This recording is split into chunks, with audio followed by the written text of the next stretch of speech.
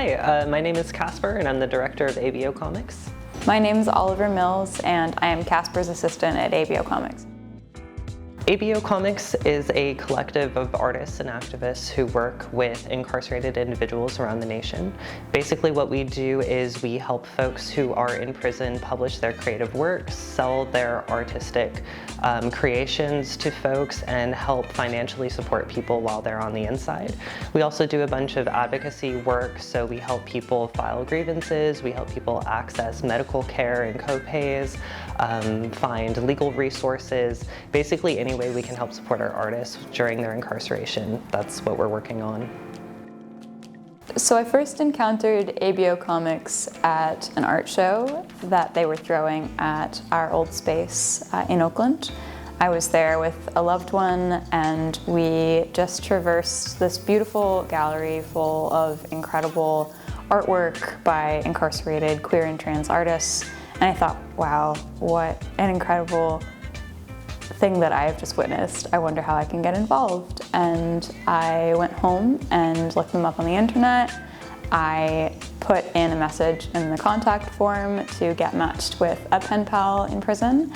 And I included in my message that I had some skills in community organizing and nonprofit management and things like that. Casper reached out to me and I started volunteering the next week.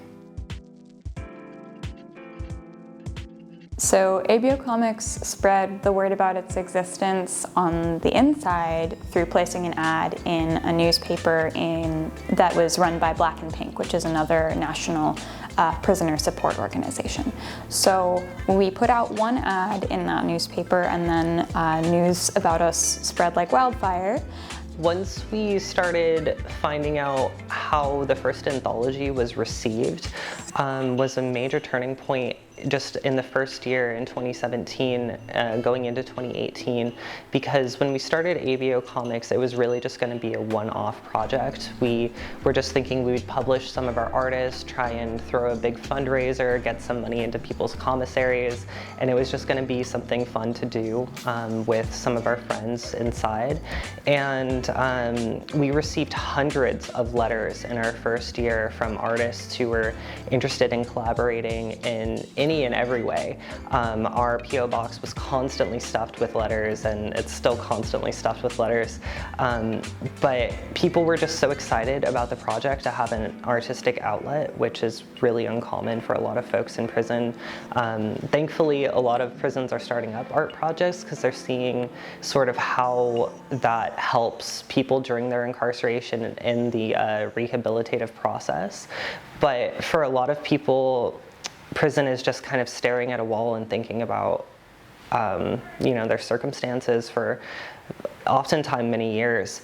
And having an outlet for creativity really seems to help people process their emotions, process what might have happened in their past, and start to really move forward. So seeing the impact from our artists and getting all the testimonials and people just really excited about the project has spurred ABO into what it is now. So having this space, which is we're really looking forward to being able to open up an art gallery and volunteer event space where we can help people on the inside sell their artwork, which is really formative for them because a lot of people don't have any sort of income on the inside and can't even afford to go to commissary and buy a couple ramen packets or something like that. So yeah, the impact has been really, really incredible, and it's really spurred the progress of ABO.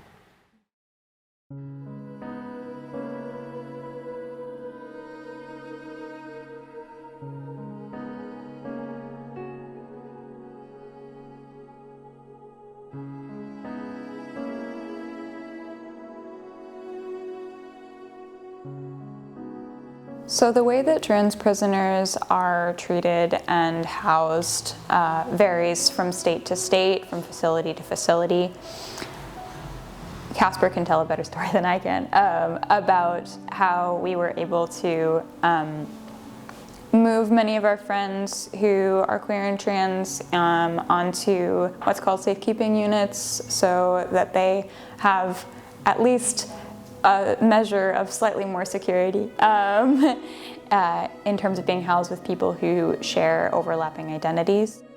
There are a lot of challenges that face the LGBT community, specifically inside prison.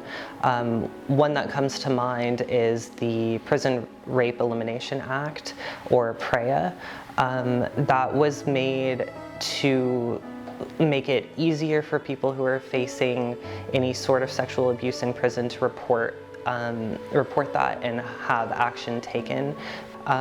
All physical touch is also criminalized inside prison, so prisoners are not allowed to touch one another in any sort of way, so even putting a hand on a shoulder or consoling somebody if they're sad could result in action being taken against them.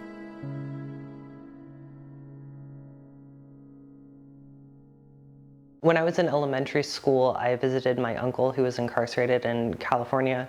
For a brief period of time. He was going through drug withdrawal, and I'm not really sure what happened. I was really young, but I remember visiting him in San Diego and going through prison security and that being really kind of jarring, and then visiting him behind a sheet of glass and talking to him on a telephone, and just kind of his facial expression always kind of stuck with me. He just seemed really like scared and just like, you know, withdrawal was really affecting him pretty badly at the time, and his mental state was really poor. And he just seemed starved for any sort of human connection at the time. And my uncle and I were not very close. Like, you know, when he was on drugs, he was on meth at the time, he would go through periods of being really sweet and really friendly, and we would have a really good relationship, and then it would be more tumultuous as he was like ebbing and flowing through it. And so there were times where he would yell at me or you know, make me feel kind of afraid. So it was always really weird, our dynamic, but I remember feeling very just like sad and kind of scared for him and not knowing what was going to happen while he was incarcerated. And I felt like even after he was released, he didn't have the support in place, the tools to kind of manage his addiction, and just fell right back into it. So for me, it didn't feel like him being imprisoned had actually done any good for us. It hadn't done any good for him. It had really just made all of our circumstances a lot worse. So it made me start questioning what the purpose was very young. Why put a person behind bars if it's not serving a purpose for the community, if it's not serving a purpose for the family, and it's not serving a purpose for him? It just seemed like it made all of our circumstances a lot worse. So I started questioning that in elementary school, because I had always, you know, been told this kind of narrative of, well, this is for your safety, this is making the community safer, this is improving people's lives, sort of thing. Like, we have to put criminals behind bars, that kind of rhetoric. But in my personal life, seeing it in real time, it didn't seem like it was really serving any of those purposes.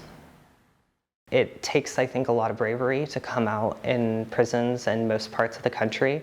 In California, we've seen that they have almost entire like queer pods in prisons where they'll just, you know, and it's not really for any benefit on their part. I think it's just that prisons find it easier to house or segregate people based on physical characteristics. So whether that be race, whether that be sexual orientation or gender, it just seems like that is easier for people to just manage people who have, you know, similar characteristics.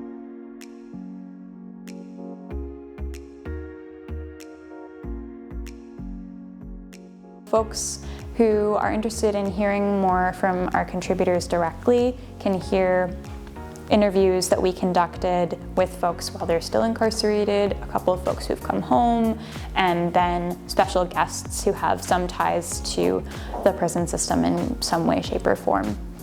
There's a lot of restrictions that this place places on me about expressing myself. I get around it though, and sometimes I just flat out ignore the restrictions that they place upon me. For instance, I wear my hair at the maximum length that I can possibly get away with, and sometimes even longer. For the future of ABO, it's kind of up in the air right now. At the moment, we have been moving into a new space. We're opening up an art gallery, event space, just a place for the community to kind of come and experience the art of our incarcerated other community members. And we're hoping to eventually try and bring on more staff. We're trying to get more people hooked up with pen pals and just kind of expand to the point where we can help as many people in prison become published artists as possible is kind of our goal.